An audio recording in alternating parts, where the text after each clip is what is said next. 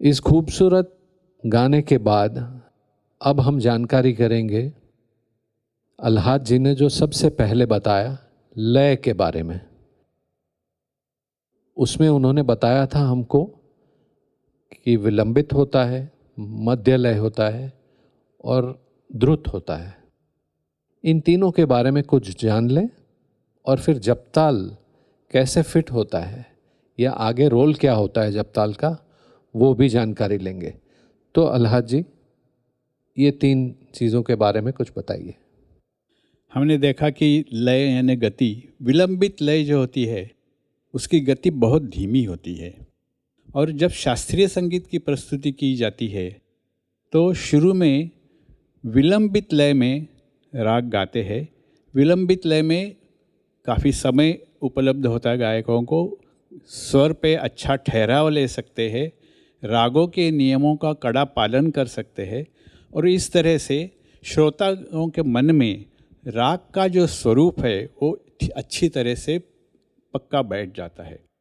उसके बाद गति थी बढ़ा के मध्य लय में गाते हैं, और उसके बाद द्रुत लय में गाते हैं। मध्य लय में थोड़ा बैलेंस होता है कि बहुत धीमी गति भी नहीं होती है और विलंबित ही बहुत देर चले तो शायद श्रोतागण थोड़े बोर हो जाए, तो थोड़ी गति बढ़ना ज़रूरी होता है। इसलिए मध्य लय में गाना शुरू कर देते हैं, उसमें थोड़ा सा ठहराव भी ले सकते हैं और श्रोताओं का इंटरेस्ट भी बना रहता है। उसके बाद जाते हैं द्रुतलय में। द्रुतलय में क्या होता है कि गति इतनी तेज़ होती है कि स्वरों के ऊपर ज़्यादा ठहराव नहीं होता है, तो गायक जो राग गा रहा है उस राग को उसके करीबी दूसरे रागों से दूर रखना थोड़ा मुश्किल होता है। लेकिन पहले श्रोतागण के मन में राग का स्वरूप पूरा अच्छा बैठता है, इसलिए श्रोतागण उसी पार्श्वभूमि पे द्रुत सुनता है।